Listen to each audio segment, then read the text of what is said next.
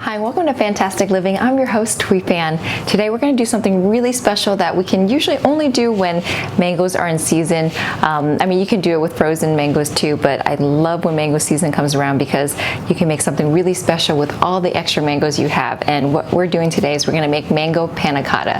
And for those of you who have never had panna cotta, it's just a delicious dessert that is refreshing and a perfect after dinner dessert that you can just cleanse your palate and just kind of feel light and wonderful. So what I have here is I have 4 mangoes that are pretty special mangoes. They're Thai mangoes. There are 2 kinds. It's called Nong Dok Mai and also Tan Ga, and they're really fragrant mangoes. So for this, they just make a really great tasting mango for this type of dish. So what you need for this is you need mango nectar or mango juice, and you need heavy cream, and then you also need gelatin. It's unflavored gelatin that will help you set this panna cotta, and panna cotta basically in Italian means cooked cream. So with this, we'll do half of it with the mango puree jelly, and the other part of it will be the cooked cream. And it's kind of a chilled dessert, and it's really, really lovely. There's a lot of things you could do with it, but with the mango, it's a great way to use up mango if you have it. So part of what makes this dish really special is kind of the presentation, because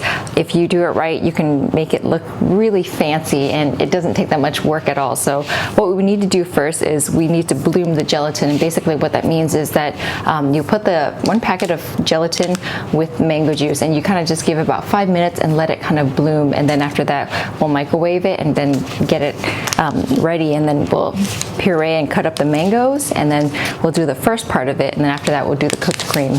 And you'll see that it's a fairly easy dessert to make, but it just takes a little bit of time for assembly. So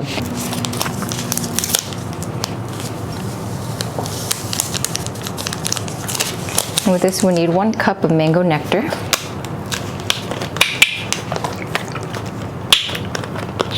Shake 1 cup.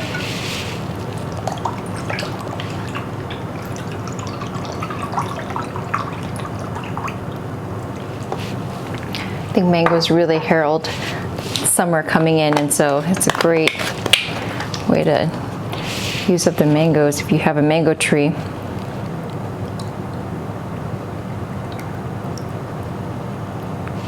You don't even need to mix it, you just let it sit for 5 minutes. While we're waiting for that to bloom, we'll cut the mangoes. So there are many ways to cut the mangoes. I'll show you 2 different ways. One is kind of the easy cheat way, and the other way is if you're kind of more fluid with the knife, then you can use it. You can cut it this way and it'll be easy for you. So one way is to peel it, because then you can get that skin without taking too much flesh off. You know, sometimes I forget that some people aren't familiar with mangoes, or they've never cut a mango. So, I mean, I grew up eating this, so it was always, oh, that's how you do it. But some people aren't familiar, so it's kind of a good, easy lesson. So that's the first. There's a seed in the middle. Get it close as possible, and then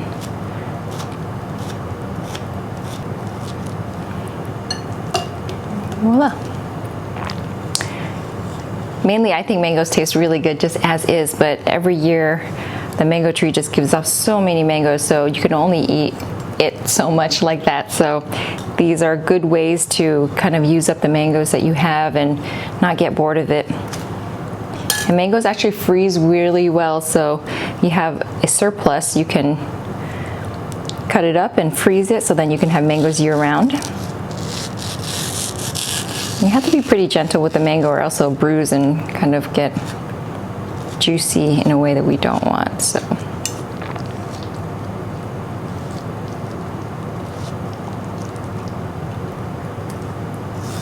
I wish you could taste these mangoes. They're just so fragrant and so sweet. And you see the Alfonso or El Tofo mangoes, they look similar, but their flavor is different. Each mango has a different kind of flavor profile depending on the variety or species it is. But this one personally is one of my favorites. It's just, once you eat it, it's kind of like you can't go back to the Alfonso mangoes, because it just has a different flavor. And between the two, you can kind of see the difference. This is the Nong Dok Mai, and this is the Tan Ga. They're both really good mangoes, but this one is longer and bigger and a little bit more of an oblong shape. I like this flavor better, but they're both really good. So here's the other way to cut this.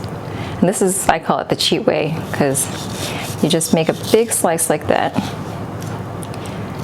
And then you get this slice, and then from here, just be careful, don't cut through it. And then like that, and you have your mango. And then what you can do is take a spoon and just scoop it out. Because this mango, we're pretty much going to be blitzing it up in our blender, so it becomes a puree. It doesn't matter how nice it looks, really. Then you have the sides. Normally, if I'm eating this, I would just bite on the whole seed, but that would get a little messy and doesn't look very ladylike, but that's how I would normally eat it, and then you don't waste any bit of the mango. So I have here, those are 2 mangoes. Put this away. So what I'm going to do now is I'm going to cut one of these mangoes as garnish so that we can top it later on. And basically, because this gives you a more precise cut, I'm going to be slicing it this way. And these mangoes, strangely, when they are not ripe, they are the most sour and tart mangoes ever. But once they ripen, they are the sweetest mangoes. So I don't know if that's a metaphor for anything, but they're 2 very different mangoes in the way that you eat them if they were ripe or not. These I'll cut a little bit smaller than the other chunks that we had, just for presentation.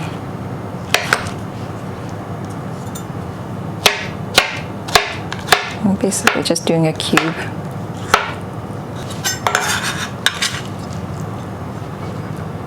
So now our mango is cut. What we're gonna do is we're gonna blend it. You can either use a food processor to make it into kind of a mango pulp, or you can use a Vitamix, and that will do the job as well. Mangoes in. It's about 2 cups of mangoes.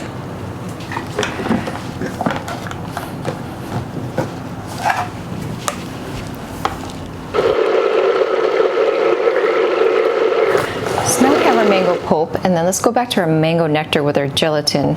What we're going to do now is we're going to microwave this for about a minute just to kind of heat it up and activate the gelatin, and then we'll mix these 2 together, and then we'll pour it into our vessels or our glass bowls, and then we will let it set for a couple of hours. And then while we're doing that, we'll make our heavy cream panna cotta mix, and then wait for that to cool down, and then we'll pour it on top, and then we just wait for it all to cool down, and then we top it with the good stuff.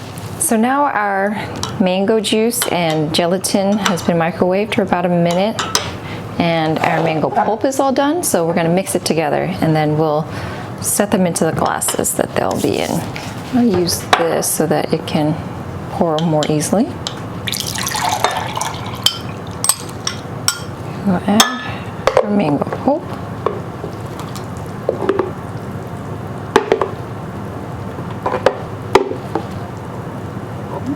Beautiful. Actually, I'm going to change it to a bigger bowl so we don't worry about spilling it. There we go. Less stress.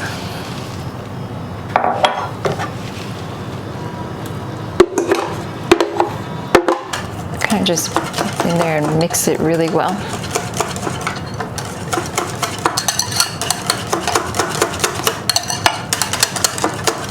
So what I have here is a muffin tin, and this is just for a way for the cups to be able to tilt it aside, because if we're doing this, it just makes it look a little nicer if it's at a diagonal. You can of course use just a plain cup and not do this as an extra step, but depending on your bowl, it should be able to just sit in these muffin tins. But these bowls, if I were to do this, it just kind of sits and it won't tilt. So I found if I put a napkin in there, it can help kind of give it an angle. You can also use stemless wine glasses to do this.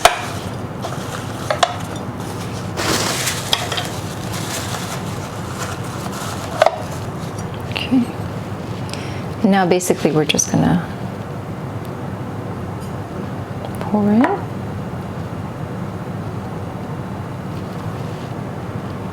Living on the edge, I'm telling you.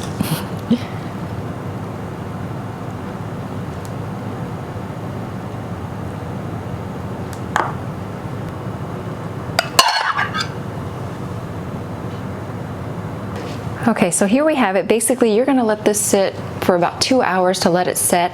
And then in the meantime, we'll make the heavy cream panna cotta mixture and let that cool down. And then once this is all set, then we can pour the rest in of this, and it's gonna be white and creamy. So the contrast in the colors is really nice. So we'll go to our next step and let this enjoy and do its thing. What we're gonna do first is we're gonna let the gelatin bloom again, and this time we're gonna let it sit for about 10 minutes. Let's put it in a small saucepan. Into this we're gonna add the 1.5 cups of milk.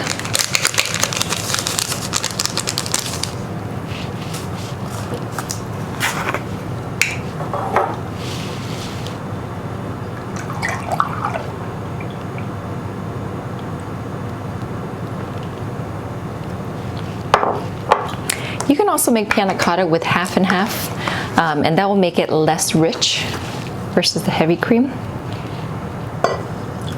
But technically, by doing milk and heavy cream, you are pretty much doing half and half, but you want to save yourself that step.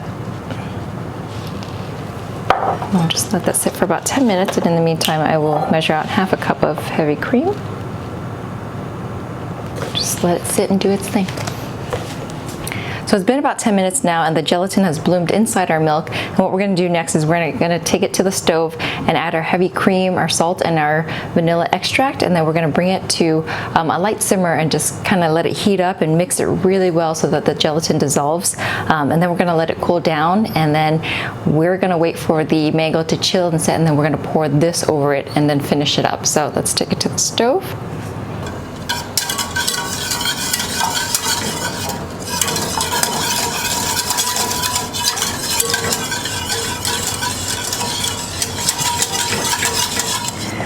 So we are almost at the home stretch with our panna cotta.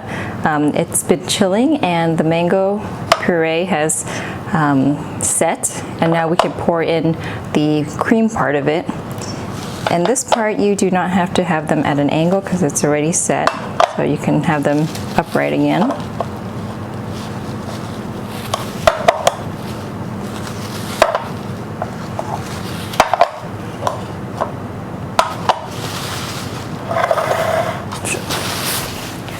Okay, so here's our panna cotta that has cooled to room temperature. Now pour this into a measuring cup to make it easier to pour. So now we just pour it in.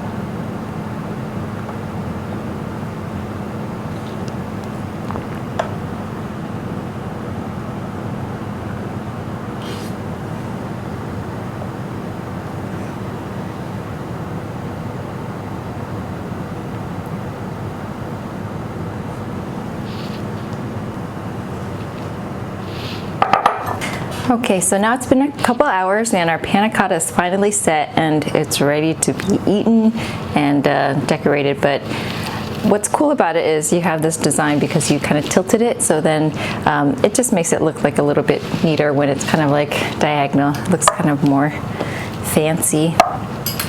So now these are all ready. Look how cute they are. I don't even want to tuck in, but here's our panna cotta.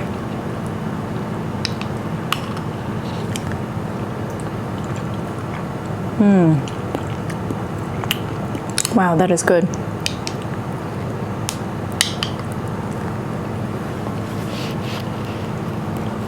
This tastes like summer in a cup. The panna cotta is nice and creamy, but not too much. And then we have the mango puree.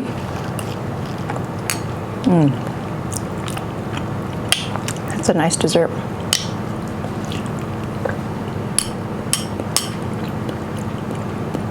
It's not too heavy. Delish.